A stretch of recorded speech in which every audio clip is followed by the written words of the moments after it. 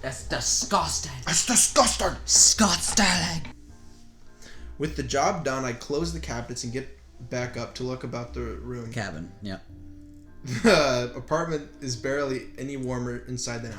You said that already. I suppose there are downsides as well as upsides. Ah! Putting it out of mind as best I can, I head back down to Rose. Oh, going down on her? Oh. Slipping back outside and closing the door Slipping behind me. Slipping it inside. Slipping it inside and closing the door behind me. Familiar clangs and bangs carry on as the air is still... Bang. Well, bang, okay. And the air as Rose still works away. Pass a rag. Look at those eyes. Ooh. Look at those cigarette. fucking eyes right there. Ooh. Look at that fucking hair. Pass a rag. I quickly take a seat near her on a patch cleared of snow, grabbing one of the turn-up pieces of old shirt and handing it to her. Mm-hmm. She seems to be clearing out some part of the engine or another. Honestly, I don't know. I don't know anything about motorcycles. Anything interesting happening at school? Not really. Schoolwork isn't too hard so far. A friend wants to start a club. What? Unlike something I have. A club?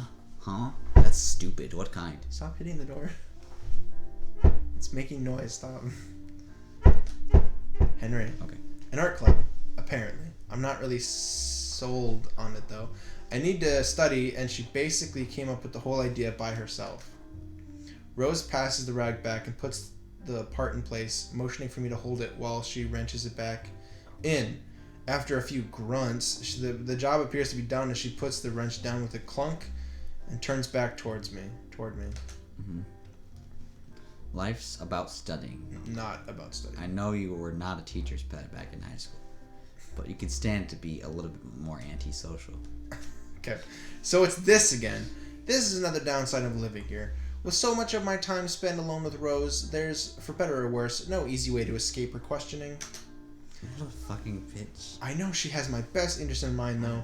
I'm glad to have someone around to help me get to grips with adult life, even if I did find her intimidating at first. Like, sexually? Yeah.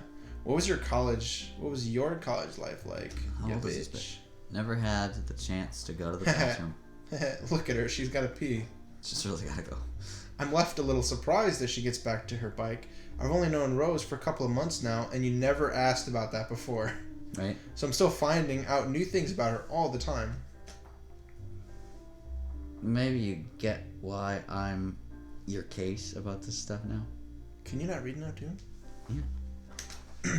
Not everyone gets the chances you have, you entitled bitch, so make the most of it. Go to parties, get some friends, and find a girlfriend sometime. Even if it doesn't last, it'll be a start. Just a boyfriend, by the way. I know. Get some pussy, you know what I'm saying? Get some pussy. Get the pussy. Get the pussy. My family always pushed me to put such things aside and focus on my education, so that's what I did. The simplicity of life back then suited me just fine, and it worked out well by going by my scholarship. I was never really interested in boys because I was so caught up in learning, is what I'd like to say. But I'm honest enough with myself to know that that's not the whole story. She's interested in this girl. Seeing Eileen last week reminded me of that. Women like her keep catching my eye, and then there was that painting of hers as time goes on. That difference in what I like looking at gets harder and harder to explain away. She wants a girlfriend. She wants obviously. Well, she said boyfriend. Though. I know, but that's what it said. Rose isn't it. Rag, Allison. Are you on the rag? Yeah. I hastily place a rag in her outstretched hand. Rose using it to try and rub some the oil and grease off her hands. Onto your hands. Onto your dick. I'm sure she wouldn't mind if I'm not straight, if that's truly the case. Well, I'd like to talk with her about it. I can never quite seem to find the right time. I bet Rose is also gay. I think so, too. I bet. Why? Because she works on motorcycles? You alright? I bet everyone in the story is gay, actually. Yeah, probably. Yeah, I was just thinking about life, how life is complicated. Yeah, definitely. Not women at all. No, definitely not. Sure isn't. Hey, you bought that ice cream I asked for while you were out? No? Why'd you fucking do that? It's in the freezer now. Why? It's winter. Why would you want ice cream? How about we go have some? You can. Huh? You can. I read it all. No, you didn't. Yeah, I did. No, you didn't. How about we have some? No, you didn't. There's more. Can you not see it? You need me to open your eyes further? Yeah. You're just like... oh, yeah, sorry. Could use a treat after we work so hard together on each other. She has strange ideas about what makes a good dessert in the cold of winter, but I'm not going to stop her. Exactly, see? It's weird. It's not normal. Yeah. As the two of us start packing up, another peaceful day rolls by. That quick, huh? That quick. All of a sudden, like another day just rolled by. I was like, already Act 2. Act 2. A loud yawn from Rose emanates from the couch. The couch is eating her. I think like it's like a moan and such like the couch is just eating her. Yeah. Oh god. The droning of the television briefly overshadowed. The only other sound is a coffee pot boiling away from the kitchen. Punctuated by the original pace and cut. Only half awake and still acting in autopilot, I lazily wipe the sleep from my eyes as I stagger towards the door. The smell of Rose's toast. Ooh. Dude, is that a euphemism? I can smell Rose's toast from here. Invitingly. Wafts invitingly through the air, making me envious of her later start to work. Oh. Later start to work. Meaning, she has to get up early. Yeah. I let out a loud yawn before I can stifle it, causing the Rose to look over from the couch. Oh, she's over there. Oh, cool. Look at that tat. Those 6 tats. Yeah. Remember I said that? Yeah. Nice tats. Funny. And then my friend was like, What did you just say to her? Yeah. Tattoos? Wow, you look so sexy. I think you're having problems reading, Henry. No, I'm not. Thank you. Thank you. Thank you very much. Stay up too late playing on your phone or something? Doesn't look like you got a second of sleep. Well, Rose is less than tactful about this. It's true that I shouldn't be so tired. I'm usually a morning person, but right now, I can barely remember where I even put my fucking phone. Rose picks herself up on the couch as she finishes herself off. Just like pulls out a gun and just shoots her breakfast. No, it was a pig. Yeah. Kills the pig and he's like, okay, now I can have this. Yeah. Now I can eat. I just got done killing this bitch. Kills the panda. Brushing toast crumbs off herself. She steps towards the kitchen. Ooh. Just the neighbors being loud again. I'm not surprised you didn't hear them.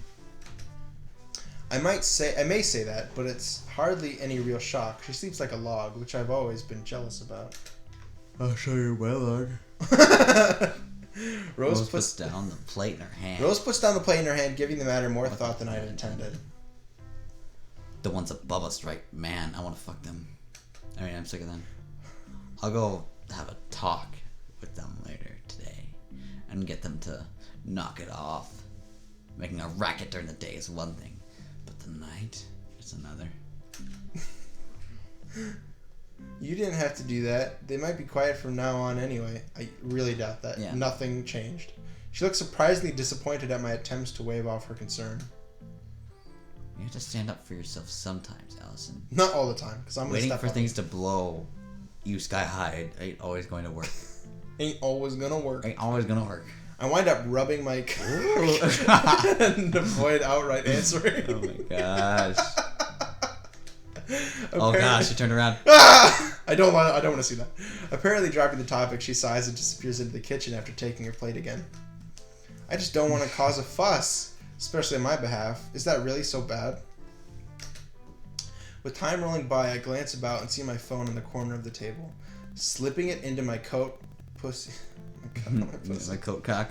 My coat cock. I cock it. I skip over and grab my bag, sitting by the door. Mm-hmm. As I stretch a bit to try and wake myself up, before facing the cold outside, Rose calls out from behind me. Wait, what is she doing behind her? Yeah. Turning to see her, shows a fistful of crumpled dollar bills in the hand. Thrust out towards it. In the hand. That is thrust out towards me. That's weird. Here, go buy yourself an espresso machine or something on the way. This is only $5. I can't buy an espresso machine with this. It's fine. You don't have to... Just take it. You look like shit. You don't have to be so mean about it. She really does have a way with words.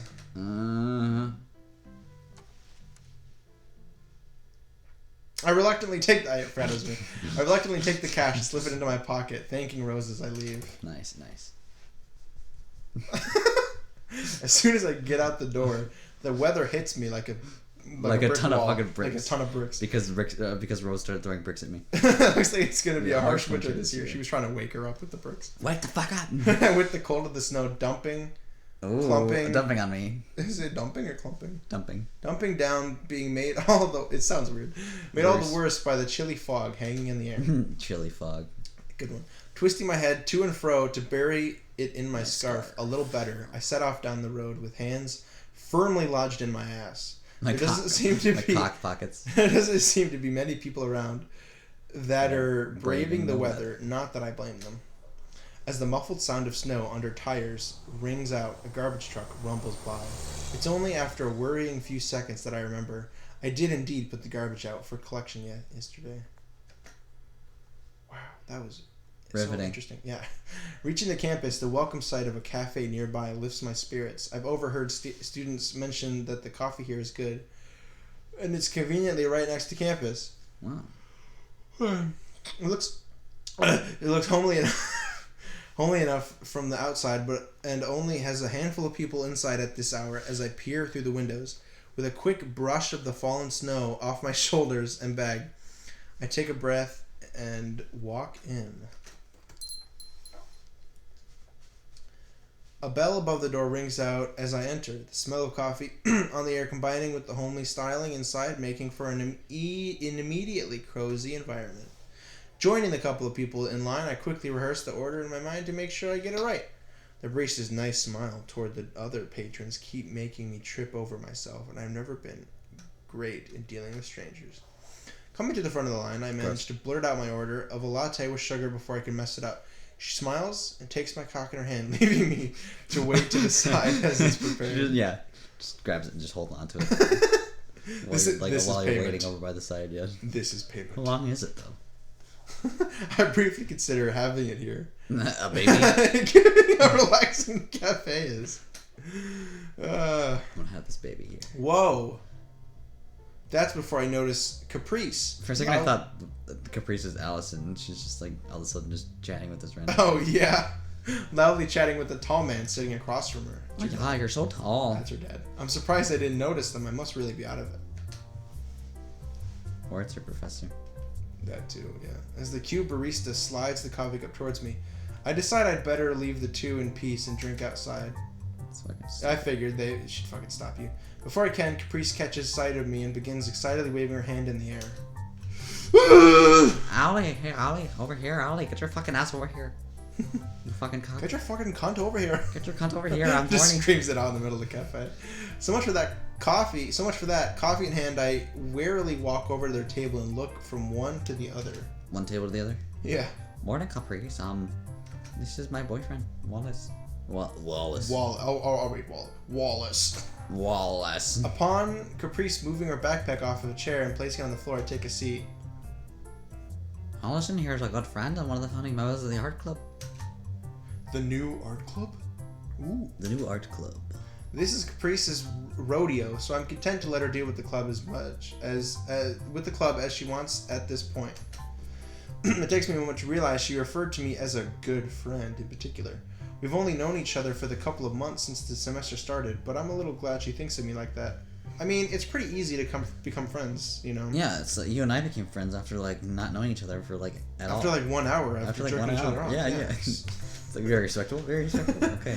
Hi, I'm some guy Caprice. Caprice found. Oh, I was in the basement. I was in her basement. I was in her basement. He's our first member, yeah. As he sighs forlornly, all I can offer is a This girl's just like guilt tripping people, and she's just probably got blackmail on everyone. Oh yeah.